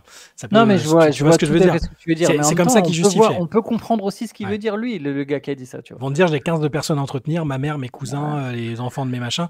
Et donc, il expliquait ça comme ça, en disant, non, moi, je ferais. Je sais plus qui c'était, je me rappelle plus. Mais il disait pourquoi lui, il ferait jamais de. Il prendrait toujours le max où il peut le prendre, au-delà de l'aspect sportif pur et dur. Donc, En fait, moi, je trouve que les mecs, non pas doivent rien entre guillemets, avec des guillemets, à leur franchise, oui, quoi. ouais, non, mais ça, c'est Il sûr. faut vraiment qu'on essaie de transposer ça à la vie d'entreprise. Je sais que c'est du sport, que bien sûr on veut gagner, il y a de la compétition, mais on peut le transposer aussi à la vie Mhm. d'entreprise. Ouais. Réfléchissez, vous, dans votre entreprise, considérez, est-ce que vous êtes prêt à baisser 5% de votre salaire pour que votre entreprise, alors il y en a qui diront oui, peut-être, surtout si vous êtes dans des petites boîtes, mais je pense que l'exemple est encore plus parlant dans des grandes boîtes où ta boîte, elle génère énormément de chiffres. Ouais. Est-ce que tu es prêt à toi, ok, on te baisse ton salaire de temps parce que de toute façon, la boîte comme ça, elle va générer encore plus de bénéfices ou elle va reprendre la place de telle autre grande entreprise sur le marché. Bah, non, quand même, tu vois. Mhm. En tout cas, je pense que Théo sera très chagriné d'apprendre que tu ferais pas de sacrifice financier pour le bien de la boîte. Je trouve ça, je suis scandalisé. Voilà. On passe à une question de Joris. En écoutant le podcast sur les Lakers et les Mavs ce lundi après-midi, donc c'est sur le podcast du lundi après-midi, le format un peu long, vous avez évoqué des trades potentiels pour améliorer l'effectif des Lakers. Je me suis pris au jeu et je vous propose les trades suivants. Faisabilité validée par la trade machine de Fanspo, qui respecte les conditions suivantes. Il va me spoiler une vidéo qu'on va bientôt faire sur Basket Session, je le sens. Ce sera peut-être pas les mêmes, mais il a mis ces critères-là déjà. C'est peut-être pas les mêmes conditions que toi, tu vois. Donc les conditions à respecter, il y en a 3. C'est un trade avec une équipe qui sera probablement hors course pour les playoffs d'ici peu. Donc là, il dit ça exclut les Pistons, par exemple. Donc Duncan Robinson, qu'Antoine a évoqué ce lundi après, ça l'exclut. Ensuite, le profil recherché, un wing qui apporte du tir, idéalement two-way player. Et ensuite, dans les assets échangés, des contrats expirants comme Gabe Vincent, Maxi Kleber, le contrat rookie de Connect, des pics et si besoin, Jared Vanderbilt pour équilibrer les salaires. Voilà, ça c'est ses conditions. Et il en a fait 5 qui ont été validées et il nous demande laquelle ferait selon nous le plus de sens pour les Lakers, tout en étant relativement réaliste. La première, avec les Pelicans, Trey Murphy 3 contre Connect, Vincent, Kleber et 1 ou 2 premiers tours de draft. Avec les Nets, Michael Porter Jr. Oh mon Dieu, aux Lakers ce serait... Pardon. Michael Porter Jr. contre Connect, Vincent, Kleber, Vanderbilt et un premier tour de draft. Avec les Suns, Dillon Brooks contre Connect, Vincent, Kleber, un premier tour. Peut-être que 2 deuxièmes seraient suffisants, tour de draft. Le 4e avec le Miami Heat. Désolé Théo, je les vois loin au classement cette année. Andrew Wiggins contre Connect, Vincent, Kleber et un premier tour de draft. Non, tu donnes pas un premier tour pour Wiggins. Il met 2 deuxièmes sont peut-être suffisants. Ouais. Il a mis ça entre parenthèses. Et le dernier avec les Portland Trail Blazers. Jeremy Grant contre Connect, Vincent, Kleber, Vanderbilt et 1 ou 2 deuxième tours de draft. Est-ce que parmi ceux-là, alors il y en a peut-être déjà que tu avais, j'imagine, envisagé. Non, c'était des différents. J'en ai un différent pour les Lakers que vous retrouverez bientôt dans une vidéo. En fait, celui que je trouve le plus intéressant, enfin le plus crédible, je dirais moi que c'est Phoenix. D'ailleurs, ce qui me permet de faire un mea culpa, ça fait 2-3 CQFR que je dis que Phoenix aura finalement un pic, mais non, Phoenix n'a aucun pic en 2026. 0 de chez 0 parce qu'ils vont effectivement en donner un aux Wizards. C'est quand même les Wizards le premier. Alors, c'est très difficile à comprendre parce qu'il y a énormément de conditions, mais je crois que c'est quand même d'abord les Wizards le premier. Et ensuite, celui qu'ils vont récupérer de la part d'une autre équipe, il ira à Memphis. Donc, celui qu'ils vont peut-être potentiellement récupérer de la part de Washington ira à Memphis. Je dirais que peut-être celui-là. Donc, c'est Connect. Je te redis. Alors, donc le deal, c'est Connect, Gabe Vincent, Maxi Kleber. Et soit un premier tour de draft, soit 2 deuxièmes. En fait, le problème, c'est que les Suns, ils ont besoin du coup de gagner des matchs et ils ont besoin de Dillon Brooks. Mais s'ils sont largués en février, ils sont largués en février. Et de toute façon, ils l'ont dans l'os. Je vais essayer de les prendre un par un. Pardon. Avec les Pelicans, en gros, je vais dire à chaque fois le joueur qui récupère. Trey Murphy, les Pelicans, ils seraient fous de le faire. Je pense aussi. Mais bon, si t'es les Lakers et que tu récupères Trey Murphy, oui, bien sûr. T'es bien. Si t'es les Nets, avec les Nets, c'est Michael Porter Jr. Ce qui peut être bien sur la valeur intrinsèque du joueur, voilà. Je l'aime pas pour les Lakers, celui-là. Je l'aime pas pour grand monde, hein, mais c'est Sur le Je- talent je- pur, s'il se met dans le rôle du shooter, il touche 40 millions l'an prochain, ouais, c'est beaucoup. Michael Porter Jr. Les Lakers, là, ils vont devoir re-signer Austin Reeves ou avoir au moins beaucoup d'espace sous le cap pour signer une ou deux stars. Ouais. Moi, je ferai pas celui-là. Celui-là, je le fais pas. Ok. Et donc les Suns, c'est celui qu'on a évoqué. Les Suns, ouais, je pense que ça se tient. Et alors, tu as celui avec le Heat où tu récupères Wiggins. J'aime pas Wiggins, j'allais dire, c'est un peu dur, mais Wiggins, je le trouve cuit de chez cuit, quoi. Ouais. Ouais, Après, voilà, dans une équipe ambitieuse, Wiggins, je le vois pas se relancer de manière spectaculaire aux Lakers, en tout cas. j'ai l'impression qu'en fait, il a perdu en. Après, voilà, il lui est arrivé des trucs, Wiggins, tu vois. On a compris qu'il y a eu une période très difficile après le titre lié à son père, etc. Mais il m'a l'air. J'ai pas beaucoup regardé Miami non plus, hein, je reconnais, mais des matchs en all possession que j'ai regardé, plus là, j'ai regardé un bout de celui contre les Spurs. Voilà, j'ai pas l'impression d'avoir un très grand Wiggins au point où tu aurais envie vraiment d'avoir Andrew Wiggins qui serait un game changer, quoi. Mais bon, sait-on jamais. Ce serait marrant pour le clin d'œil, Wiggins qui avait été aux Cavs quelques jours avant d'être tradé pour permettre l'association LeBron, Kevin Love et tout. Love. J'aurais dit Dillon Brooks. Dillon Brooks, par contre, serait vrai atout pour Los Angeles. Je sais pas ce que toi t'aurais dit. Attends, il reste la dernière, c'est le Jeremy Grant des Blazers. Portland, je le fais pas celui-là. Ouais. Si c'est des seconds tours. Il est en fin de contrat, Jeremy Grant, j'ai un doute là. J'ai l'impression que ça fait 10 ans qu'il est là. Est-ce que Jeremy Grant est en fin de... non, il est même pas en fin de contrat, Jeremy Grant. Il avait signé un contrat master. Je le fais pas pour Portland. Moi, si c'est là, tu vois, genre Nets, pour le deal des Nets, je dis Lakers qui refusent. Pour le deal des Blazers, je dis Blazers qui refusent. Celui des Pelicans, j'aurais dit Pelicans qui refusent. Mais sait-on jamais, si tu proposes des pics, va savoir avec les Pelicans, c'est Joe Dumars qui est aux manettes. Il y a moyen de faire une sacrée... Ils ont plus de premier tour, donc... Ce serait une affaire de ouf, tu récupères Trey Murphy. Faut voir s'ils préfèrent avoir Trey Murphy ou s'ils veulent être à nouveau compétitifs. Vu comment ils sont barrés, là, vu le début de saison, récupérer des premiers tours de draft avec la qualité de la prochaine, c'est peut-être pas déconnant. Hein. Mais tu vas avoir les tours de draft des Lakers, quoi. Oui, c'est vrai. Puis en plus, c'est pas celui de 2026. C'est ceux... Après, c'est justement, c'est ceux qui sont plus loin, mais bon, plus loin, tu sais qu'il y aura Lucas. Bon, je sais pas. On passe à la suivante. Il y en a une que j'avais oubliée sur les Spurs, que je vais poser, une question de Guillaume. Avec ce départ tonitruant des Spurs, on ne peut être qu'enjoué pour le reste de la saison. Moi, je les vois bien dans le top 6 et donc qualifiés direct en playoff.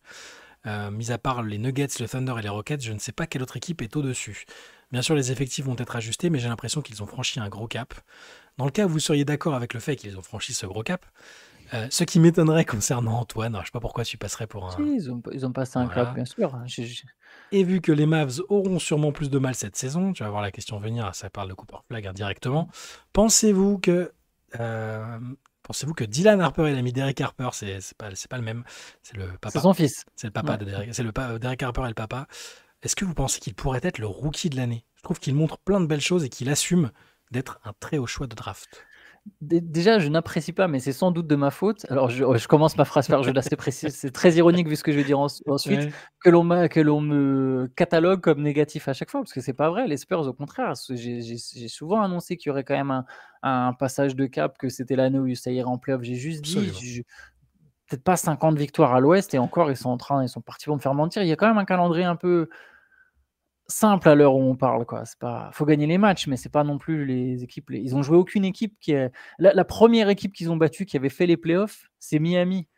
Jeudi soir, quoi. C'est la première fois qu'ils jouaient une équipe de playoff. Et attends, c'est une équipe qui s'est pris la raclée du siècle au premier tour par les Cavaliers. Donc, ils n'ont pas encore joué d'équipe solide. Après, oui, c'est bien sûr que les Spurs passent un cap. Et du coup, est-ce que Dylan Harper serait rookie de l'année? Dylan Harper, il va devoir composer avec le fait qu'il ne sera pas titulaire, sauf blessure. Il va devoir composer avec le fait qu'il y a 2 joueurs, voire 3 devant lui qui vont avoir des minutes.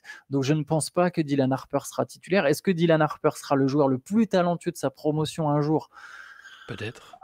Peut-être, mais j'ai quand même l'impression que Cooper Flag... faut pas sous-estimer Cooper Flag parce que les statistiques ne sont pas les mêmes que d'autres équipes. Parce qu'il y a tout un contexte. Je pense quand même que Cooper Flag, très vite, on va se rendre compte que c'est quand même le patron de la QV. Après, il y a... C'est jusqu'à l'instant T. À l'instant T, tu lui donnes pas, quoi. À l'instant T, oui, mais ça fait 10 jours de compétition. Bien sûr, c'est tout ça. On est à 10 jours de compétition. Là, bien sûr, à l'instant T, VJ Edgecombe, il est rookie de l'année. D'ailleurs, c'est marrant parce que Dylan Harper, c'est vrai que si tu prends ses stats sur 36 minutes, il a des stats tout aussi bonnes que celles d'Edgecombe, tu vois. Mais en fin de saison, enfin, tu vois, je repense même quand Paolo Banchero était élu Roy. Mhm. Tu vois, Jalen Williams, qu'on voit très peu sur la première partie de la saison, Ouais, sur la il deuxième, par finit contre, ouais. tellement fort que tout le monde se demande si c'est pas Jalen Williams Ouais. le Roy. Après, évidemment, c'est Banchero qui est élu. Donc là, aujourd'hui, j'exclus même pas que ce soit Cooper Flag qui soit élu rookie de l'année, quoi. Bien Je serais sûr, non, mais pas, complètement. je serais pas surpris en fait si c'était Cooper Flag. Harper risque d'avoir les limitations liées à son temps de jeu, je Ouais, suis d'accord. son Par temps de contre, jeu, ouais, je pense. je pense qu'il s'en foutra pas mal si sa saison confirme qu'il est bien un super joueur. Mais en tout cas, ce qu'on pouvait imaginer comme peut-être un boulevard pour Flag, et c'est vraiment pas évident du tout là. C'est surtout ça. Mais donc non, moi je dirais non pour Harper. Je pense pas. Enfin, je serais étonné qu'il soit rookie de l'année. Je pense que ça va se jouer entre Flag, peut-être Edgecombe s'il continue d'être titulaire et aussi Ouais, bon. Edgecombe a une bonne tête de potentiel rookie de Ouais, l'année. c'est ça. Il fera pas les mêmes stats, les mêmes adresses et tout ça, mais il va beaucoup jouer. Donc je pense que Hmm. je crois toujours pas en Ace Bailey en rookie de l'année parce que Non, je pense façon qu'il y a ou alors des. il faudrait qu'il y ait une sacrée remontée. Ouais. Mais par contre, je crois en fait qu'il est capable d'être fort. Oui, C'est oui, ça reste à voir, mais oui, pourquoi pas. Question suivante de François. Une question sur les Philadelphia Sixers, justement. La transition est toute trouvée. Ce court début de saison montre que sans Joel Embiid à 100% et sans Paul George, les Sixers peuvent déjà prétendre jouer les playoffs. Dans un scénario rêvé où Embiid et George seraient coupés, je pense que c'est une façon de parler, sans trop pénaliser les finances, que pensez-vous du potentiel de ce noyau de jeunes McCain, Edgecombe, Bona, Justin Edwards, complétés par des joueurs un peu plus expérimentés comme Tyrese Maxey, Quentin Grimes et Kelly Oubre Jr. Peuvent-ils, en les faisant grandir ensemble pendant quelques années, devenir la base d'une équipe capable de viser le titre NBA, ou est-ce trop optimiste? c'est trop optimiste et voilà, je vais repasser pour un mec négatif. Mais déjà, alors déjà, il y a un truc, c'est Quentin Grimes, il va pas rester. Non, il va pas rester. Et là, il va pas rester. Ils n'ont pas trouvé d'accord. Il a pris la qualifying offer. Normalement, c'est un peu le point de non-retour. Ouais. Il est en train de montrer tout ce qu'il est capable de faire. Et c'est marrant parce que Grimes, en fait, en soi, là, aujourd'hui, c'est peut-être le deuxième meilleur joueur de Philly, tu vois. Après Maxi, ouais. Mais il va jouer presque pour sa pomme, lui. En fait, lui, il fait c'est quasiment une saison individuelle, tu vois. Donc, c'est un peu spécial. Adem Bona, il est intéressant dans l'énergie et tout, mais j'aime beaucoup. Déjà très en vue avec la Turquie à l'Eurobasket. C'est un bon intérieur backup, je trouve. Exactement, Ouais. c'est un bon backup. Il y a des limites quand même. Après, voilà, Maxi Edgecombe, c'est très solide. Ça peut être un backcourt super sexy sur des années et des années. Est-ce que tu gagnes un titre avec ça là tout de suite? C'est un Non. jugement, ce serait très dur parce que tu juges du coup sur un mec qui a joué 5 ouais. matchs dans sa carrière. Mais je pense que là, là comme ça tout de suite, je dirais pas que c'est une équipe qui joue le titre NBA. Il manque le côté, le super talent qui manque un peu dans l'équipe où la star. Bon, Maxi est une star maintenant. Je veux dire, c'est un joueur All-Star qui fait un début de saison canon d'ailleurs. Et après tous les autres joueurs cités, Jared McCain, on attend de le voir sur une saison parce que il était quasiment en tête de la course au rookie de l'année pendant 15 matchs l'année dernière. Il est au même poste que les deux autres. Il est au même poste que les deux autres. Et contrairement aux Spurs, eux, tu peux pas les faire jouer les trois ensemble. Non, ça me semble un peu compliqué. Edgecombe, super joueur, pas de problème. Et après, les autres, c'est des joueurs intéressants. Justin Edwards, discrètement bon joueur aussi. Kelly Oubre, je regardais. Il doit avoir 30 ans, Kelly Oubre. Ouais, quelque chose comme ça. Il est même plus jeune. Je regardais sur l'efficiency rating et des trucs comme ça, mais pour les biens d'une fantasy league. Et Kelly Oubre, il fait une belle saison en termes d'efficacité. Pour l'instant, son démarrage est très très correct. Alors, c'est lié aussi aux performances des Sixers, mais tout le monde se comporte bien dans ce groupe. Et sur attention à couper Embiid, Paul George, déjà, je pense que tu peux pas t'en séparer. Leurs contrats sont trop élevés. C'était pas littéral, je pense. Oui, je me doute bien. Mais par contre, c'est presque intéressant, tu vois, l'équipe des Sixers. Il y a un espèce de mix entre, on a des vétérans de qualité, on a des stars, donc stars qui ont des problèmes de santé, mais on va croiser les doigts, faire toutes les incantations possibles, et on a des jeunes très prometteurs, et voilà, ça fait un sacré mix. C'est déjà bien. Honnêtement, juste là, les Sixers, alors on verra avec Embiid qui jouera plus et Paul George qui revient, mais moi je comptais pas forcément sur eux comme équipe cool à suivre déjà. Donc c'est des petites victoires comme ça, tu relances l'intérêt de la fanbase, tu te donnes peut-être envie de passer à autre chose justement, pour Embiid et Paul George, on verra Peut-être que ils vont se dire effectivement, voilà, autant qu'on reparte sur une reconstruction, on a un noyau cool. Déjà, ils s'offrent un peu d'options, un peu de visibilité, ce qu'il y avait pas juste avant. Question d'Anthony. Retour des nuits blanches, des cernes et surtout des CQFR quotidiens remplis de stats. Et après quasiment 2 semaines de compétition, des premières tendances semblent se dessiner, que ce soit collectivement ou individuellement. Pardon. D'où ma double question pour vous. Quel est votre joueur révélation de ce début de saison, celui que vous n'attendiez pas à ce niveau-là? Alors le premier qui me vient en tête, c'est un joueur dont on sait qu'il a des qualités, mais Jonathan Kuminga, j'ai l'impression que c'est un joueur tellement différent de l'an dernier dans le style, dans le profil. Il y a une forme de révélation je pensais pas que ça serait possible que Kuminga, il occupe vraiment un rôle déterminant chez ces Warriors et ça change énormément de choses pour les Warriors. Donc Kuminga est le premier nom qui me vient en tête. Allez. Très bien, moi je Et vais... sinon, pardon, Ouais. AJ Mitchell. Ouais, bah oui, on l'a pas vu venir. Enfin, Ouais. ouais, c'est une révélation. Il est excellent avec OKC. Tu vois, j'allais le citer après dans ceux auxquels on s'attendait pas spécialement. Bon, il bénéficie peut-être, il tire bien profit du fait qu'il y a quelques absents, mais il fait un super début de saison. Moi, je pensais je réfléchissais en termes de des mecs dans lesquels je croyais pas trop ou sur lesquels j'étais sceptique. Je vais citer Matas Boutzelis à Chicago, qui est dans la continuité de ce qu'il a fait sur la deuxième partie de saison dernière. Il est fréquemment meilleur marqueur de l'équipe. Il est très en vue. Il a ce côté que je trouvais peut-être agaçant, mais je crois que j'ai bêtement mal vécu le fait qu'il trash talk Rizaché, pour lequel j'avais de l'affection, et je me disais, c'est quoi son problème? L'autre, il lui a pas parlé, et il dit, de toute façon, je suis meilleur que lui, c'est moi le meilleur joueur de cette cuvée, là. En fait, c'est vraiment un très bon joueur avec une mentalité. Il a un peu une mentalité de tueur, et je pense que ça lui servira. Donc, Boutzelis, je le trouve vraiment dans la continuité de l'année dernière, et c'est une belle surprise pour moi, peut-être pas pour d'autres qui s'attendaient à le voir aussi bon. Et j'allais dire, pour revenir sur ce que je disais tout à l'heure, Dylan Harper, avec le temps de jeu et les opportunités qu'il a, tu vois, j'ai pas arrêté de dire, de toute façon, moi en deux, je prendrais VJ Edgecombe et tout ça parce que c'était mon crush sur la QV, mais Harper, c'est un choix très solide. Sur ce qu'il montre là, c'est un très bon pick pour les Spurs. Très bien pour celle-là. Question de Clément. Merci pour la quotidienne et le travail que vous faites le matin. Les petits yeux du matin me font souvent rire chez vous. Et effectivement, c'est vrai que les gens ne savent pas. Parfois, on enregistre très tôt, d'autres un peu plus tard, et parfois c'est un peu, on sort du lit, donc c'est pas toujours visuellement plaisant. C'est une question pour moi. Shai, cette question, as-tu un guide du néopère fan de NBA pour les matchs de la côte ouest? Donc, en gros, comment réussir à suivre pour les gens qui ont eu un bébé récemment et qui veulent suivre les matchs la nuit? Je pense vraiment que ça dépend des gens. Déjà, si vous avez besoin de beaucoup de sommeil à la base, concentrez-vous sur le gamin.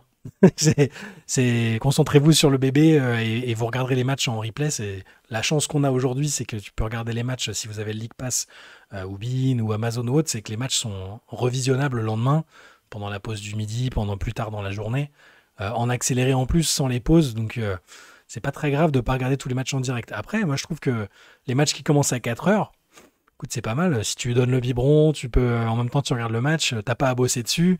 C'est plutôt pas mauvais. C'est plutôt ce qui est compliqué, c'est les matchs de l'Est parce que est-ce que tu te couches, est-ce que tu mets un réveil, tu te couches pas et t'attends le match de 1h30. Enfin, je trouve que c'est un peu casse-gueule. Pour l'Ouest, vu que c'est l'Ouest qui t'intéresse, bah si c'est toi qui donnes le biberon la nuit, écoute, tu fais d'une pierre deux coups, t'allumes la télé et puis tu donnes le biberon. Si c'est juste que le bébé est réveillé et qu'il faut te concentrer dessus, concentre-toi sur le bébé. Il y aura d'autres moments où tu pourras regarder la NBA un peu plus tard, je pense. Très bon conseil. Question du petit Chlem. Chaque passionné de basket a déjà assisté à plusieurs performances individuelles notables, souvent quand un joueur prend feu. Mais ce mardi, j'ai été témoin d'une dinguerie J.R. Smithienne. J'étais au Palais des Sports de Pau pour la rencontre de Pro B entre l'élan béarnais co-leader et le promu Quimper, et les visiteurs ont entamé le match par un 9 sur 9 à 3 points.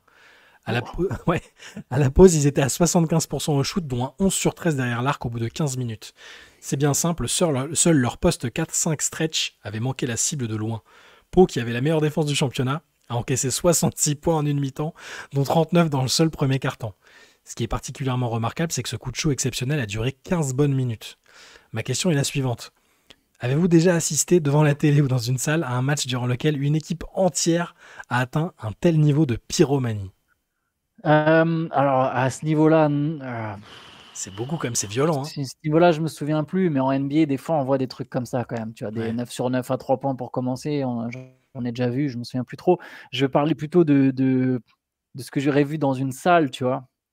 Et j'ai un coéquipier, Yvan, qui dit ça. Il dit: «Les Serbes, ils ont tendance à» bon, pardon, on fait un peu du cliché, hein, my bad, mais ils ont tendance à avoir la main chaude collective, tu vois? Et genre, quand il y en a un Hmm. qui met dedans de loin, tout le monde met. Et c'est vrai qu'on a joué l'an dernier un match contre une équipe avec que des Bosniens, donc c'est pas des Serbes, hein, surtout pas leur dire ça, mais donc des mecs de Bosnie. Et c'est vrai qu'ils nous ont mis quand même un paquet de 3 points, genre quand ça a commencé à rentrer, ça a commencé à rentrer, quoi.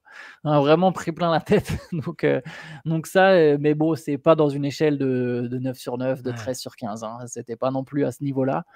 Voilà.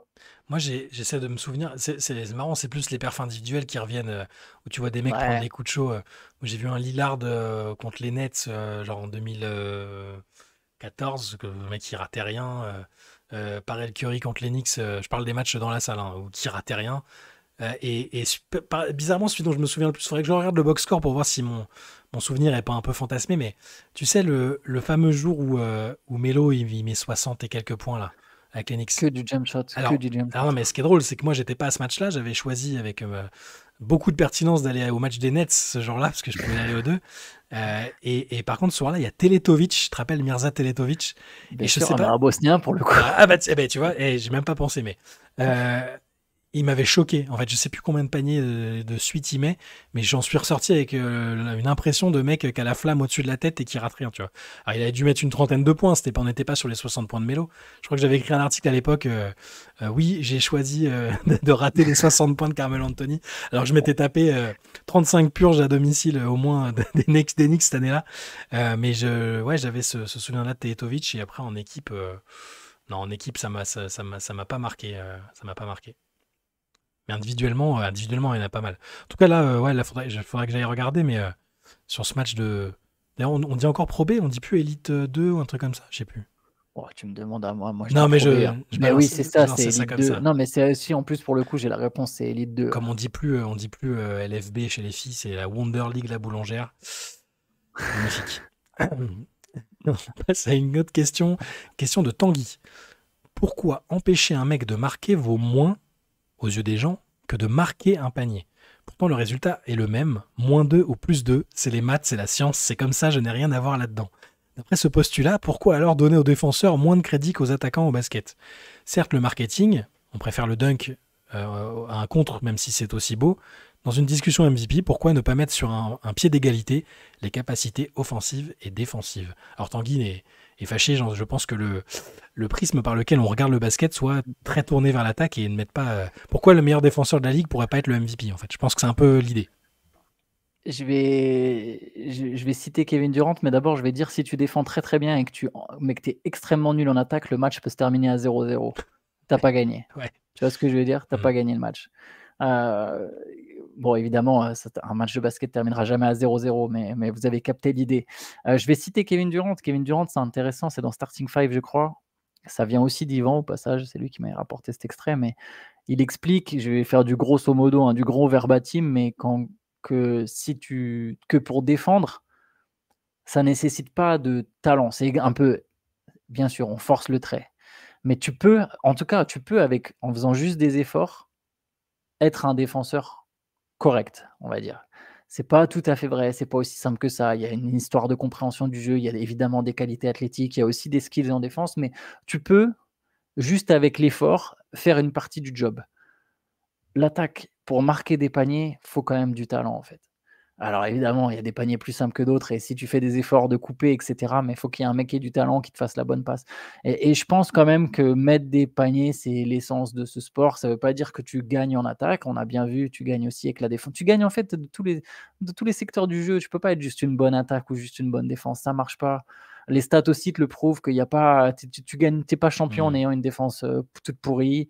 Tu es pas champion en ayant une défense toute pourrie, donc faut un peu des 2, mais je dirais que l'attaquant, voilà, après il y a aussi sans doute, c'est ce qu'on voit et le marketing, tout ce que tu as dit, mais je dirais que ça demande, c'est quand même l'essence du sport. C'est plus facile de marketer de toute façon de l'attaque. C'est logique si tu veux faire apprécier un sport à la masse, enfin au plus grand nombre. c'est bien d'initier les gens à l'importance de la défense et même pas d'ailleurs pas que des trucs les plus visibles, les comptes, les interceptions, tout ça, mais c'est quand même je veux dire, ce qui permet de marquer des points, de gagner des matchs. Factuellement, c'est de marquer des paniers au basket. Donc c'est un peu ça me semble logique. Par contre, est-ce que on peut vraiment soulever la question, est-ce que la défense n'est pas assez prise en compte? Pourquoi pas, oui. Ça, sans doute, oui, par C'est contre, c'est d'ailleurs ce qui a souvent été reproché à Jokic dans le gain de ses MVP, c'est ouais, c'est un monstre et une machine en attaque, mais bon en défense, si tu le mets en comparaison d'autres machins, et on regarde qu'un seul côté, avec d'autres vous faites pas ça. Voilà, on voit souvent ces remarques là quand même. j'ai aussi une limite à ça d'ailleurs, c'est de souvent résumer un joueur complet à 2 aspects, genre il y a l'attaque et la défense. Mm. Alors que l'attaque, il y a tellement d'aspects différents déjà au sein même Ouais. de l'attaque. Évidemment il y a évidemment plusieurs catégories aussi en défense, mais tu peux pas juste dire tu peux pas dire que Shea, il est plus complet, parce que souvent je vois ça, Shea c'est un tout alors déjà Shea il défend pas non plus extrêmement bien, hein, faut se calmer, c'est juste que c'est pas un c'est peut-être pas un point faible en défense, mais c'est pas un très bon défenseur chez Gilgeous-Alexander. Mais tu sais, souvent, je vois, ah bah, two-way, c'est parce que tu es bon en défense, bon en attaque. Mais si tu es, genre, Jokic, il est plus complet que 99,9% des joueurs de cette ligue. Même en étant complet que d'un côté du parquet, il maîtrise tellement d'aspects du jeu en attaque, pareil pour Luka Doncic, qu'en fait, tu es plus complet que la grande Bah, majorité c'est de des la mecs ligue. dont on dit que c'est des Ouais. attaques à eux seuls, donc c'est qu'il y a une raison. Exactement, même un mec comme Austin Reeves, il tu vois, je prends exprès une grosse classe en dessous, voire plusieurs classes en dessous. Même un mec comme Austin Reeves, il est tellement complet en attaque qu'il est plus complet que certains joueurs qui sont corrects en attaque, corrects en défense, tu vois? Hmm. Voilà, c'est juste pour cet aspect-là et pour Jokic moi aussi je trouve que des fois bon, mais sur la défense, il a quand même réussi à être correct, en fait, en défense et je pense que ça a pas été tu vois, ses détracteurs, ils ont juste trouvé le truc, bah, il défend pas, c'est pas aussi simple que ça. C'est pas vrai qu'ils défendent pas non plus. Tu vois, il a réussi à être correct dans ce domaine, à Denver dans leur schéma. C'est pas parce que bon, il y a une ou deux actions où les mecs ils vont peut-être se désintéresser ou ne pas aller défendre, mais ça veut pas dire que globalement ils défendent pas. Sinon ils seraient pas sur le terrain. C'était trop Ouais, c'était pénalisant. T'es trop, trop bien pénalisant. sûr. Même t'as beau être un génie de l'attaque, bah on te met, c'est du handball après. Tu rentres que sur les possessions de ton équipe. Bien sûr, ouais, c'est ça. Mais bon. Donc bah voilà, Tanguy réclame plus de considération peut-être pour la chose Mais Tanguy défensive, n'a ce pas qui tort, cela dit. Tanguy n'a pas tort. Question de Mathieu qui nous écrit de La Réunion. J'ai remarqué qu'en ce début de saison, il y a énormément de joueurs qui claquent des grosses perfs individuelles, 40, 50 points, et ça dès les 3 ou 4 premiers matchs. Je me demandais donc, est-ce que c'est juste une impression ou est-ce que c'est vraiment un début de saison atypique? Et surtout, comment est-ce que vous l'expliquez? Parce que est-ce que c'est des joueurs offensifs qui sont devenus tellement dominants que les défenses ne suivent plus? Est-ce que c'est lié au timing de début de saison avec des défenses pas encore très bien en place? Ou certains joueurs mieux préparés cette saison vu qu'il n'y avait pas de JO? Bref, je me demande si tout ça traduit une vraie évolution du jeu vers l'attaque ou un démarrage un peu particulier. C'est une très, très bonne question et je crois qu'effectivement, on a battu déjà le record de nombre de perfs à Ouais. 40-50 points sur les premières semaines de la saison. Il y avait un record qui a été battu. Je me souviens plus la nature exacte du record. Je pense qu'il y a un peu toutes les raisons qu'a cité Mathieu et je dirais, j'en rajouterai une. Ça joue beaucoup plus vite. Enfin, ça joue très, très vite. Mm. Tout le monde, il y a beaucoup d'équipes qui cherchent à jouer très, très vite.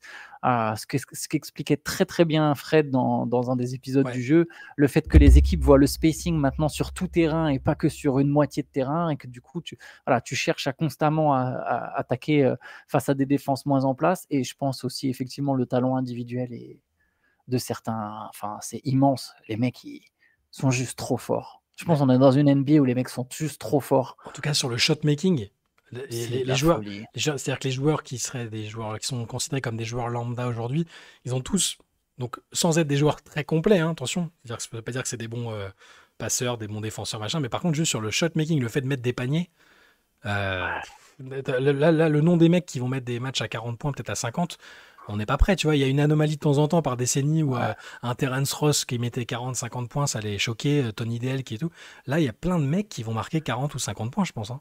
Mais que tu sais, quand tu vois des AJ Mitchell, Keyshawn George, Ryan Rollins, ces mecs-là arrivent, Ils mettent plus tu de leur 30 points donnes sur un des matchs. ballon et ils ont taffé et tu vois qu'ils ont taffé, tu Mm. sais, et qu'ils deviennent ils maîtrisent leur move. Parce qu'on peut pas juste dire: «Ça défend pas», c'est pas vrai. Bien sûr que ça défend, tu vois? Juste que les mecs, ils sont trop forts et ils te mettent des step back dans tous Ouais. les sens. Austin Reeves est un bon exemple aussi. Si tu veux faire les gars, ils ratent à un moment, je sais pas, il y a j'avais regardé c'était le match, Minnesota contre Los Angeles. Luka et Anthony Edwards, c'est indécent en fait. Qu'est-ce que tu veux faire contre ces mecs-là? Le mec, il rate rien. Ouais. À un moment, Et là, on parle des stars, hein. Mais vraiment, ouais, le joueur considéré comme le joueur moyen, le niveau de shotmaking, c'est ouais, incomparable avec il y a quelques années. Alors après, c'est pas pour dire le niveau global est meilleur aujourd'hui, les joueurs plus forts, mais juste là, c'est un constat. C'est-à-dire qu'avant, les joueurs qui avaient ces statuts-là dans leurs équipes, tu remontes à plusieurs décennies, c'était des spécialistes de la défense ou des spécialistes du tir extérieur. Là, maintenant, c'est impressionnant. Donc je sais pas si on va vers cette tendance-là, si tous les ans maintenant on aura plein de mecs différents à 30, 40, 50 points, ou est-ce que c'est juste là cette saison spécifiquement? Faudra voir, faudra suivre. il n'y a jamais eu autant de travail individuel. Donc Mhm. forcément, les joueurs individuellement, ils n'ont jamais été aussi forts si tu prends dans l'ensemble de la ligue, tu vois. Il n'y a jamais eu autant de travail individuel. Ouais. Les mecs, ils sont tous, c'est tous des machines à mettre des step back, tout ce que tu veux. Ah, c'est impressionnant. Question de Yao. En écoutant un Hoop Culture, j'ai été interpellé par Théo qui disait ne pas vouloir habiter aux États-Unis. Ça a fait tilt dans ma tête. On a tous cette passion commune du basket qui vient majoritairement de la culture US et des USA. Étant petit, je rêvais de devenir un ricain, parler, me fringuer, bouffer la junk food. Je m'identifiais aux nombreuses personnalités noires que l'on ne voyait pas en France. Mais en grandissant, je me suis totalement éloigné de cette culture pour 10 000 raisons. Pourtant, je suis toujours assidûment la NBA. Ma question est la suivante. Suite aux dernières élections dans ce pays, comment expliquez-vous que cette ligue puisse toujours autant attirer de jeunes, je parle des Européens et autres personnes non américaines? Est-ce que l'aspect politique et la vie, surtout pour les minorités et les étrangers, ne devrait pas être un frein? J'ai l'impression qu'il peut se passer les pires dingueries là-bas, ça a zéro incidence sur les futurs draftés, notamment en France. Est-ce que le rêve de jouer dans cette ligue est plus fort que tout? C'est quand même un pays où le port du flingue est normal et se balader avec des guns est banal, voire encouragé, malgré le nombre de tueries et de meurtres liés à ça. C'est un pays où le président a cautionné la prise du Capitole. Bon, Yao est parti vers sa démonstration, on a compris. Petit, on s'en foutait, mais j'ai peine à croire que ça n'a pas d'influence sur les jeunes joueurs. Qu'en pensez-vous? Ça reste une des plus grandes puissances mondiales, donc si tu c'est déjà c'est le championnat le plus relevé du monde. Donc si tu es un jeune joueur basketteur, tu es attiré par le championnat le plus relevé du monde et tu sais que tu veux y aller, en fait. Tu veux y aller, c'est là où tu veux te frotter au meilleur, ton métier, ta carrière, tu veux tester ça, tu veux goûter à ça. Est-ce que certaines stars européennes rentreront plus tôt que prévu pour le lifestyle? Peut-être, et encore, on va savoir. Sur la fin de leur Hem, carrière, quoi, parce que sinon ouais, avant, sur la fin de leur carrière, mais sinon sur l'aspect compétition, c'est là où tu dois être. Sur l'aspect financier, c'est là ben où tu oui, dois être et tu sais que si tu es riche aux États-Unis, tu vas quand même être, protégé de tout ça, en fait. c'est Tu ce vas que j'allais bien dire. vivre aux États-Unis. J'allais On dire n'est même, pas c'est pas ouais, même les jeunes Français, là on parlait pour les jeunes Français. Est-ce que même politiquement, est-ce qu'ils sont concernés, intéressés? en plus, Je ouais. pense que ça les concerne pas. Alors est-ce que c'est bien ou pas? Peu importe. Enfin, malheureusement c'est comme ça. Je pense ils sont drivés par leur carrière. Et le meilleur moyen de faire prospérer leur carrière, leurs finances, leur CV sportif, c'est toujours la NBA. Et même si ils peuvent individuellement trouver que Trump est un dingo et que le climat est délétère, machin, eux, en tant que privilégiés, parce qu'en arrivant, ils sont privilégiés, ils sont pas touchés directement et ils ont le luxe de se concentrer sur leur carrière et pas sur les à côté. Donc moi, je pense pas que ce soit un frein. Il y a peut-être des joueurs qui sont Ah non, concernés, moi qui sont un peu militants, peut-être dans l'esprit, peut-être qu'on en verra. Des mecs qui disent non, non, je préfère faire ma carrière en Europe, je supporterai pas ce qui se passe là-bas, peut-être, mais ce sera pas la majorité. sachant que l'Europe, on peut donner des leçons, mais Oui, tout débat, oui, voilà. on est mal placé pour en donner Ouais. et je dis ça en étant quelqu'un qui est très si vous voulez que je rentre un peu dans du perso, moi j'aime beaucoup le style de vie européen. Mm. C'est quelque chose qui me tient à cœur et cetera mais on est qui pour parler aujourd'hui? Tu vois, on voit ce qui se Mm. passe dans nos pays européens, on voit la montée, des extrêmes de l'extrême droite, notamment dans tous les pays européens et comme tu l'as dit, les joueurs aussi peuvent ne en avoir rien à faire de la politique. Je veux dire, Mm. moi, pendant des années, j'en ai eu rien à faire de la politique. Et je répète aussi, même pareil, sur par exemple, aujourd'hui, les États-Unis, on peut voir certaines dérives, bien sûr, mais ça reste un pays où tu vas très bien vivre si tu as de l'argent. Si tu as de l'argent, tu as une couverture sociale, médicale, Donc tu c'est vas le cas tu vas quand t'es basketteur, c'est le et cas. c'est le cas quand tu es basketteur, tu vas super bien vivre, en fait. Mm. Donc tu seras pas vraiment si les États-Unis devenaient un pays complètement instable politiquement avec et qu'il y ait un vrai, et que tu n'aies plus une je sais pas, je veux pas citer de pays parce que j'ai même pas déjà pas d'idée, mais si tu es un pays où Il y a de l'argent aux États-Unis et il y a de Mmh. l'ar et tu vas donc bien vivre. Si les C'est sûr que si les États-Unis d'un coup, présentaient un cadre moins agréable, beh, de toute façon la NBA serait par définition, on serait impacté d'une manière ou d'une autre. Donc mais aujourd'hui, ça reste la première puissance mondiale ou l'une des premières puissances mondiales. Heu tu vas être dans un cocon. Donc en fait, même au niveau du lifestyle, tu peux très bien apprécier ce qui se passe aux C'est ça et États-Unis après en étant la joueur NBA. voilà, je pense qu'en tant que joueur NBA, je pense que les 3 quarts se posent pas vraiment la question, ils peuvent suivre et s'y intéresser un peu, mais je pense pas que ça change fondamentalement, ce qu'ils ont comme projet, tu vois? C'est la question se poserait plus, bah, du point de vue du fan, Yao nous écrit, est-ce que lui, ça a changé sa perception des États-Unis? Est-ce qu'il y a toujours le rêve américain chez des gens? Ça, c'est peut-être une question différente, tu vois?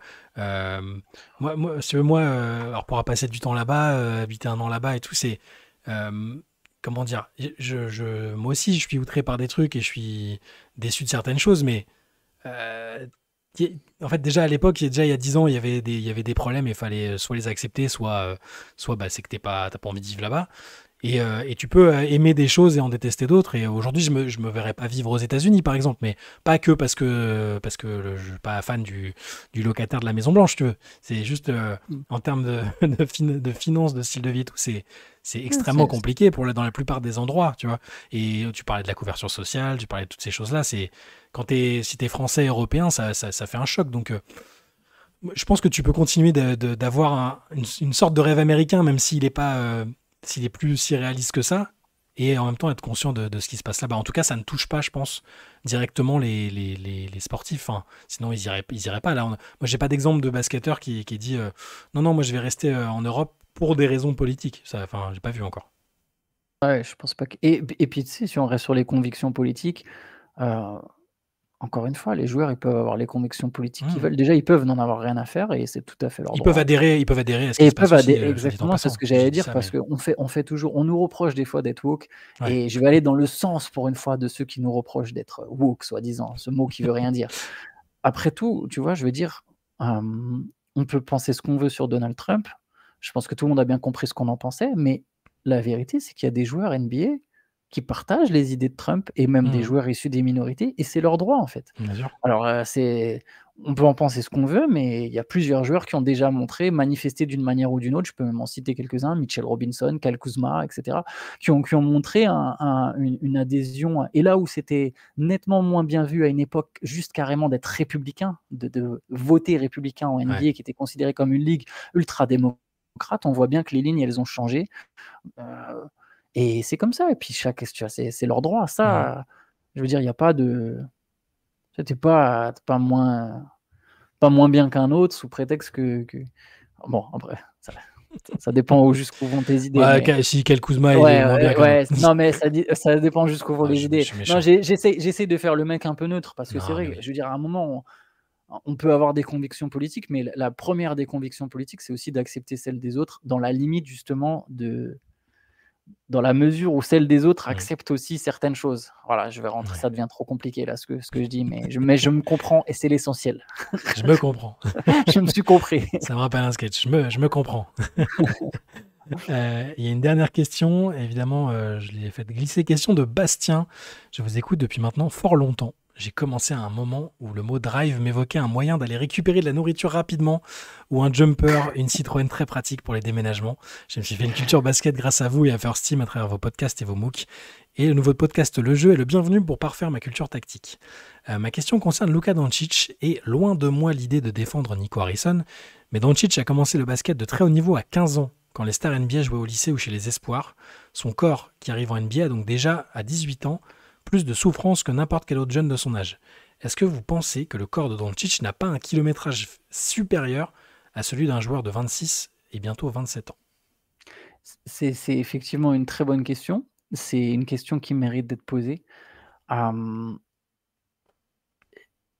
j'ai envie de dire que LeBron James a commencé d'une manière ou d'une autre à 17-18 ans. Enfin, en fait, non, pardon. C'est les joueurs américains, dans leur ensemble, jouent énormément de matchs avec dès le lycée. Ouais, le circuit, et Énormément. puis t'as le circuit AU et tout, c'est un enfer. C Hein.